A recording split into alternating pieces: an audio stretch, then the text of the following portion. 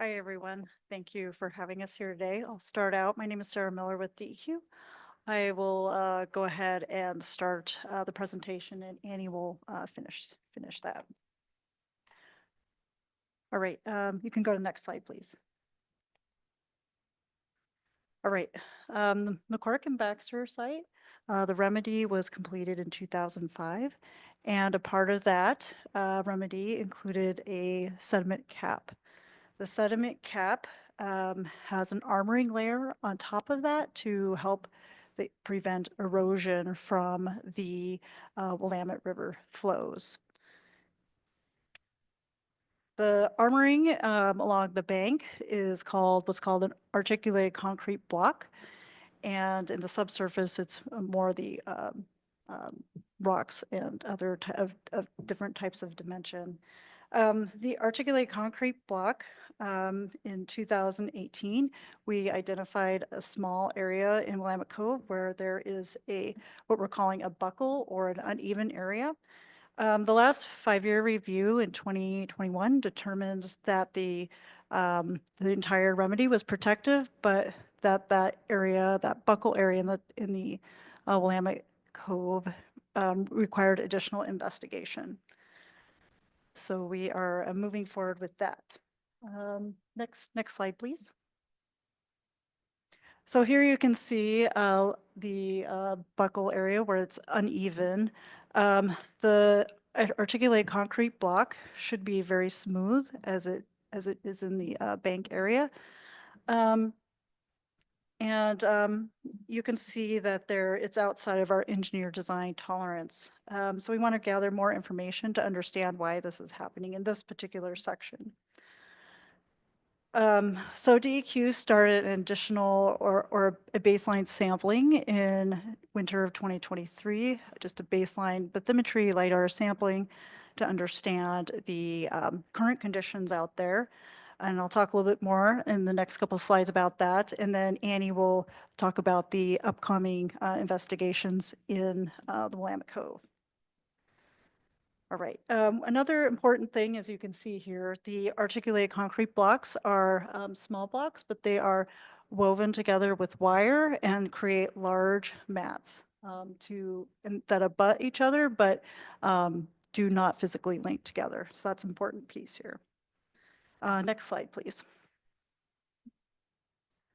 So here is a figure of the initial bathymetry survey in that blue area over the cap. You'll notice there's a couple of lines. The leftmost yellow box is that buckle area from the picture that you just saw. Those areas represent relatively wider gaps in the articulated concrete block. Orange areas represent previously repaired areas, and then the green lines are smaller gaps. And so one thing we noticed that you'll see that they're all in parallel lines, and they coincide with where those mats were placed out there in Willamette Cove.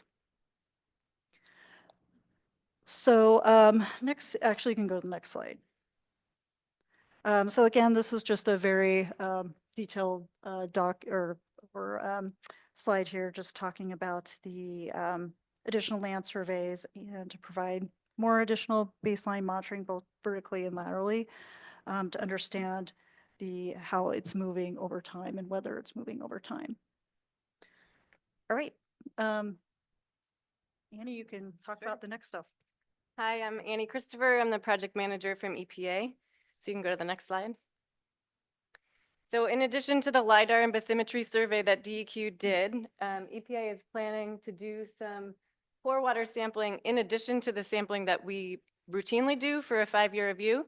We wanted to get data a little sooner rather than waiting for the next round of sampling for the 5-year review. So you can see there's a red circle. That's the area that Sarah was just talking about with the buckling with the ACB. So the goal is to get about 10 or so samples, however many we can insert through the ACB, and we'll get pore water sampling data, which should show whether or not the sand layer of the cap that's under the ACB is still performing properly to contain the contaminants before they reach the river. So like I said, we'll aim for about 10 within the area that Sarah showed in her figure of where they identified where the ACB is buckling. And then we're also going to collect 1 sample per yellow grid cell along the shoreline. We're aiming for February. Just with the holidays, it was too hard to get out there sooner than that, and we have to be conscious of the river water levels. We'll just be doing this from shore. So that's our goal for February. And then if you go to the next slide, like I said, that's in addition to the sampling that we always do for the 5-year review. And so the next 5-year review is in 2026. So we'll be collecting the samples in 2025. We usually target September and October because that's when the water levels are the lowest. This sampling will be done with the EPA dive team.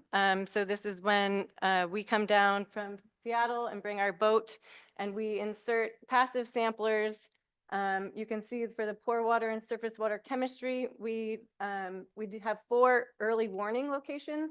So 2 of them are in Willamette Cove, and then there are 2 other early warning. The figure is a little hard to see.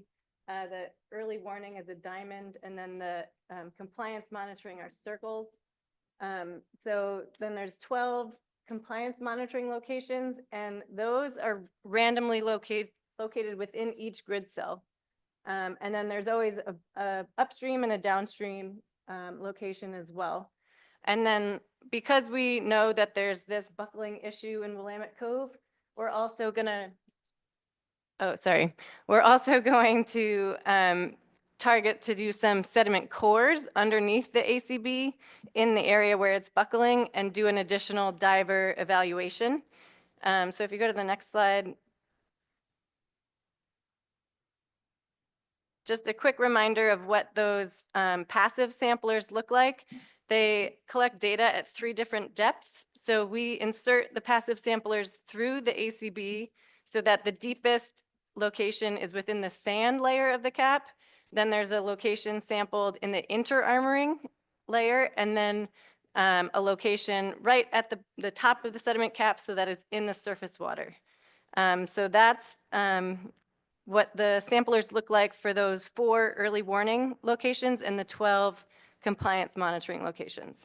So that's all the sampling we're going to be doing to evaluate whether the sediment cap is still functioning, even with this known buckling issue. So next slide. So just to kind of recap what we've just said, 2025 is focused on collecting this additional data. Both the pore water data and the normal passive sampler data for the 5-year review. And then there's always ongoing operation and maintenance of the sediment cap. And so we will use this data to determine, is this kind of a temporary repair that's needed, or is it a more permanent repair? Both agencies are still evaluating what needs to happen for this buckling that we've identified. And then as we process, what our options are and what the situation is for the sediment cap, that'll go into the 2026 5-year review decision when we again evaluate whether the sediment cap is performing as intended and if it remains protective. So all of this investigation, including DEQ's work in 2023 and the sampling that we're doing in 2025 will feed the 2026 5-year review. So that's our last slide. So